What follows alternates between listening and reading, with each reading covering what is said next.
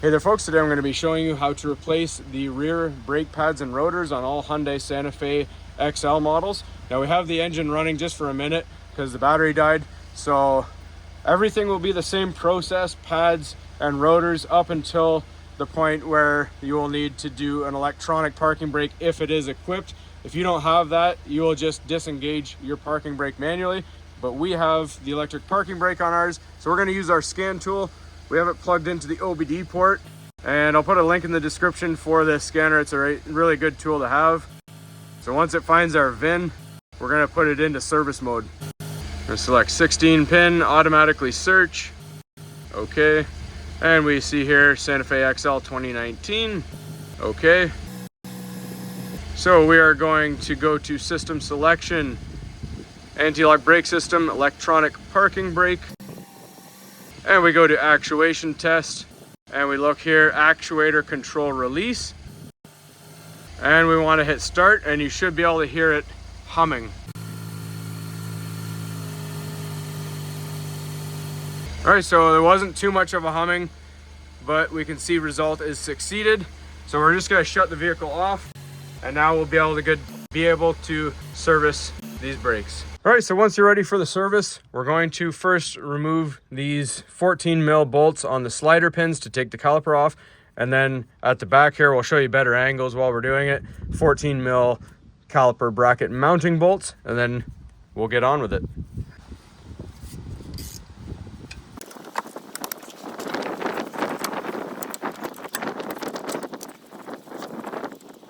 Now I would usually hang my calipers, however, the spring is awfully low on this, so we're just going to gently set it over here on our control arm there. Fits nice and easy over there, kind of cradles it. So now we're going to remove the caliper mounting bracket bolts. All right, so you have one here on the top and you have one here on the bottom.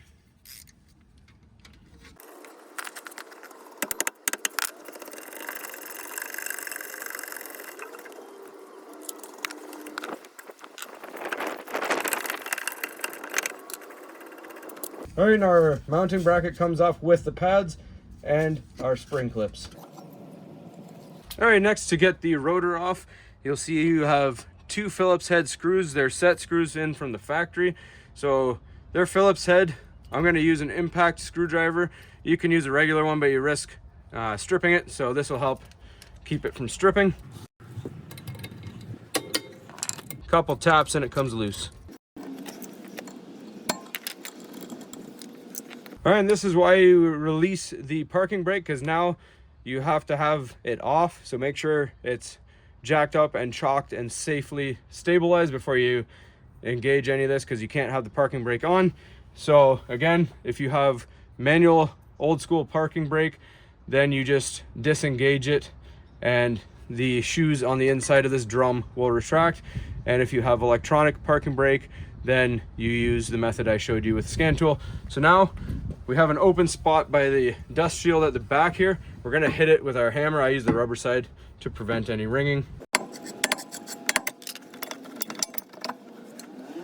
All right, so this hub is looking pretty good. On the fronts, I have a video, I'll put a link in the description. You'll see I painted them with a little anti-seize paste. I'm not gonna do this because they stay pretty sealed. As you can see, they're original with the vehicles just like the other ones. And it's still silver, barely any rust. So we're gonna get the new rotor on and start assembling everything. So with any brakes, regardless of the style or the manufacturer, they usually have a coating, often oil on it, to prevent rust while they sit in the factory. Brake clean it a little bit, wipe it down, and you'll be good to go. And make sure you have clean hands so you don't get any grease on them either.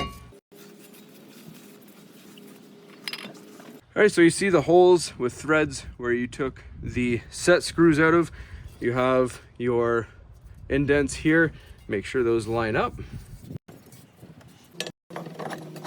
Once you see threads, put your set screw back in, and we're gonna give it a tap with the hammer to set it in nicely.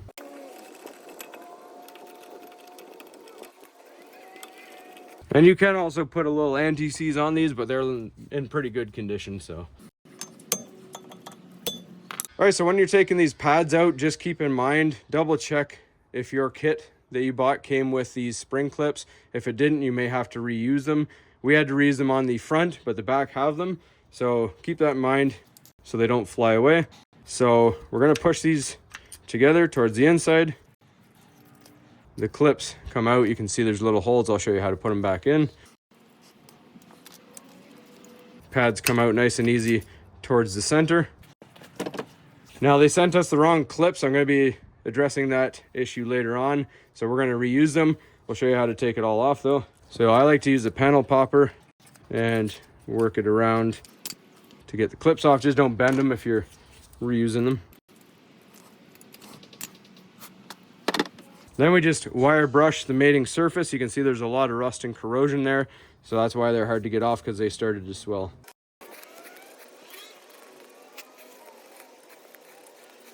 All right, just make sure they look nice and clean. They got good edges on them. And then if you're reusing these, clean them up. If not, you'll put new ones on.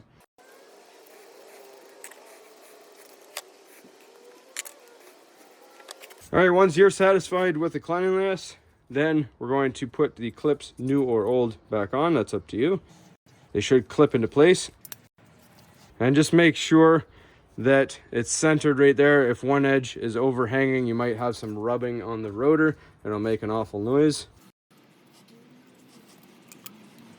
Now we're going to grease the slider pins, just one at a time. Pinch your boot, pop this out, give it a wipe. I do one at a time to make sure I don't get the pins mixed up. A little bottle brush from Dollarama inside, get any old debris out of there. New brake lubricant, a little thin stripe on each side, just 2 stripes like that, because there is still some grease still inside of the housing there. You don't want too much of this, because if you put too much, there'll be too much pressure and the pin won't slide properly, and not enough, they'll seize up. So push it in and twist it, and you'll see the boot wants to seat itself. So you got good movement there. On to the next.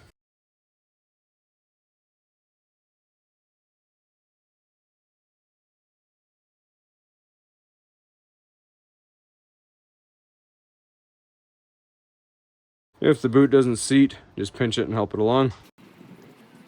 We have our new pads, nice and meaty. You can see the old ones. A lot of something going on there. So you see that the bracket has a curve that goes around the hub. You want the curve of the brakes to follow that same contour. And your pins go at the back or the inside of the vehicle, and that is where your squealer bar goes, towards the slider pins. So just onto the edge here. If you put them in crooked, they're hard to get in.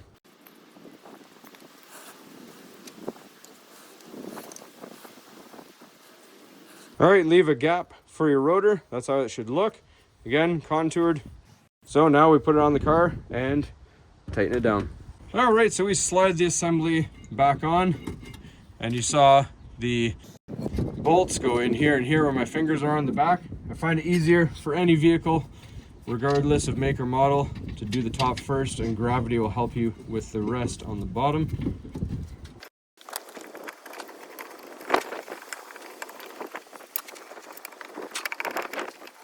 All right, once those are in slightly by hand, tighten them down with your wrench and put them to 63 foot-pounds of torque.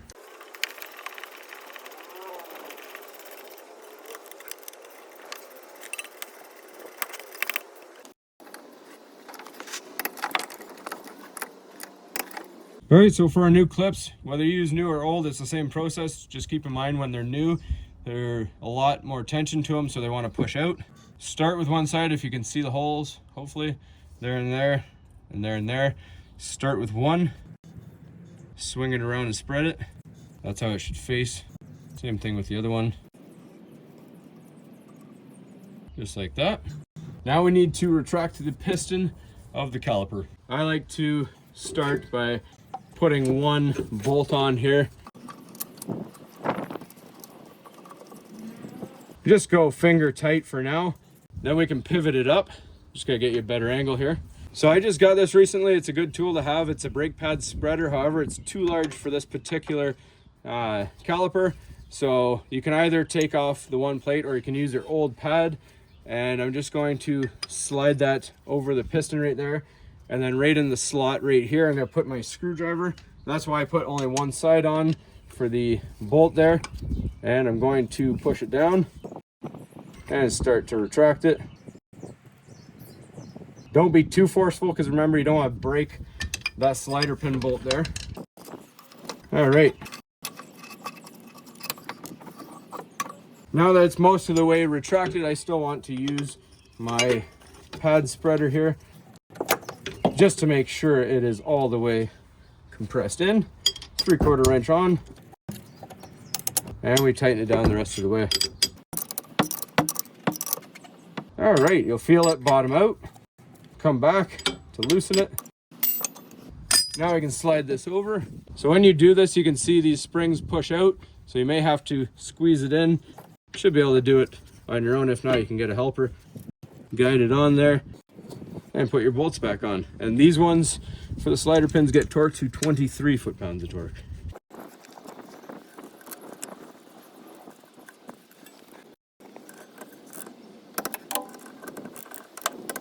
All right, double check that everything is good. Your caliper, your pads, your pins, your hardware is all on. Torqued both your sets of bolts to spec. Rotors facing the right direction. Pins are in. The only other thing, you'll see there's a rubber boot. I'm actually gonna grab it with a pair of needle nose and show you. So on the old rotor, you'll see that right there. You just grab it. That is just a service port if you need to adjust your parking brake. So you just put that back in. That covers it up, keeps everything sealed from the elements. So now we just get the wheel back on to 94 foot-pounds of torque for the lug nuts. And then I'll show you how to re-engage the parking brake if you have electronic brake.